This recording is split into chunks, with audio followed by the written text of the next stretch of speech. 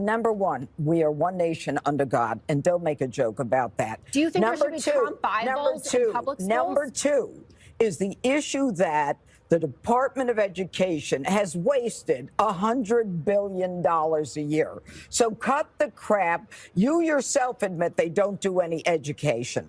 Now, oh my God. All right, so let's move on. So this was an interesting video. This is the one that I was supposed to play last week, but I forgot. Listen to the judge go off when it comes to education. And like I said, this is another situation similar to the tariffs regarding the Department of Education. That's what I'm talking about. Trump getting rid of the Department of Education seems like another issue that people are just approaching with emotion. And that's why you hear people saying like, oh my God, what's going to happen to the Pell Grants and the funding? They're going to be moved to a different department. People are not losing their Pell Grants. I mean, that's what, as far as what they're saying. Now, if they just completely go a different way, then I don't know. But people are saying, reporting certain things that have not been said. And this seems like the same thing that they did with the whole cutting the Social Security and Medicaid. It's so hard. It's so hard to get some objective information right now in this day and age that we're living in, because people are just fans of a particular party, whether it's Fox with the Republicans, Fox with Trump, or MSNBC, ABC, CNN, when it comes to their affiliation with the Democratic Party. We're not able to get objective information, even on YouTube. A lot of people may come on here and say like the information is not objective. Perhaps. I definitely dislike the Democrats more than I dislike Trump, just being honest. But I try to keep it objective and try to make sure that I'm calling out things on both sides. But it's just very hard for us to get balanced information because everybody's either looking for ratings or just looking to appease the sponsors, like a mainstream news station, like a Fox, like an NBC. They're just looking to appease the sponsors that are paying them, which largely come from, let's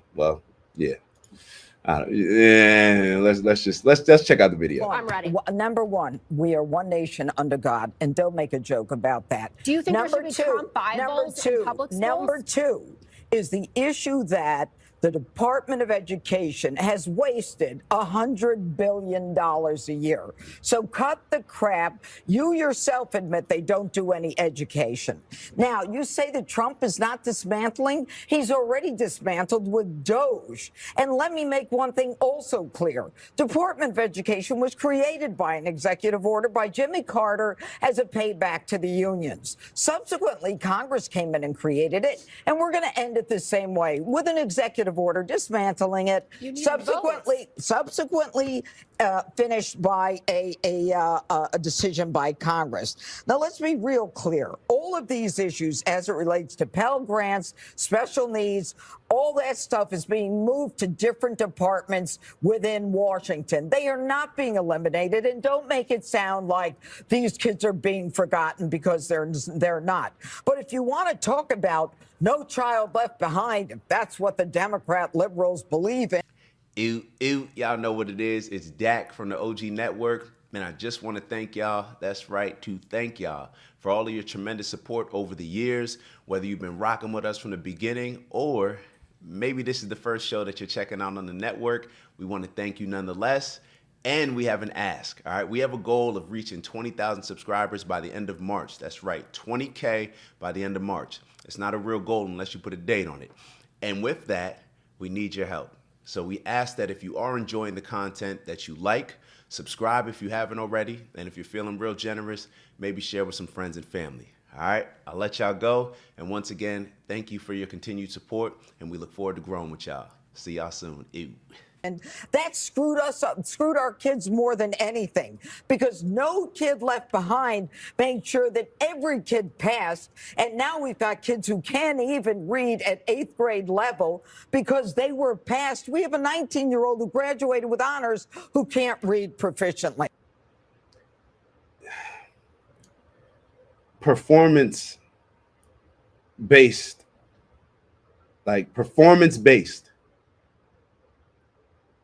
How can you have a Department of Education and maybe somebody should look into this, but this is based on my understanding.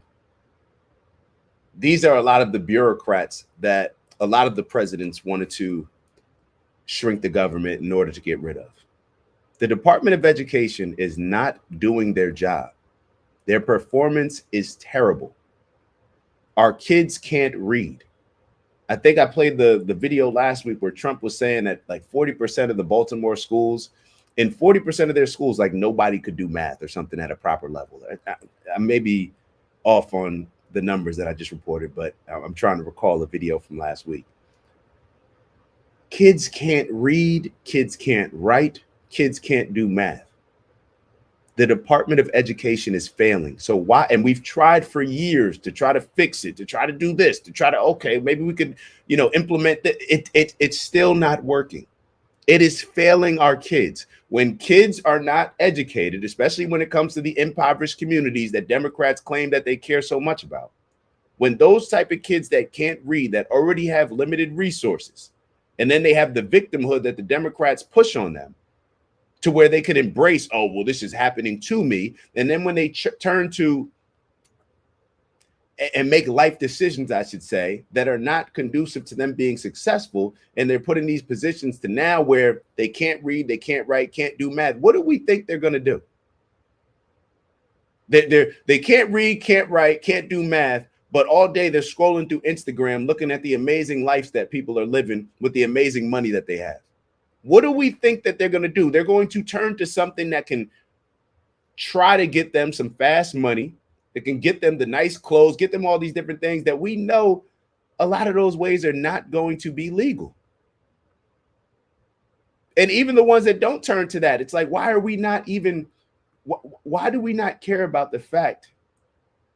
And why do we not get more angry at the fact that the Department of Education is not doing their job and providing a service to our children than we do about them losing their jobs? It's like if a player on a team is not performing well, let's think about your favorite sports team. If the quarterback is terrible, if you got a great team, but the quarterback is just doing terrible, what are you going to say? Or the cornerback, or a player in a particular position, the kicker, they keep missing kicks, causing you to lose games, causing the team to, what do? You have to get rid of the kicker. You may try to work with the kicker for a little bit, but it gets to a certain point in time where it's like, yeah, we got to bring somebody else in. I don't understand the Department of Education. We act as if we were not educating our kids without the Department of Education before it came in. The Department of Education was not always there. Matter of fact, based on everything that I'm hearing, it seems as if we were performing better in educating our kids when there was no Department of Education and when it was just on the states. I don't know. Y'all tell me. All of this Democrat nonsense labelism is for the birds. And let me tell you one more thing. The Constitution does not guarantee an education. It is not a federal right. It is not a federal issue.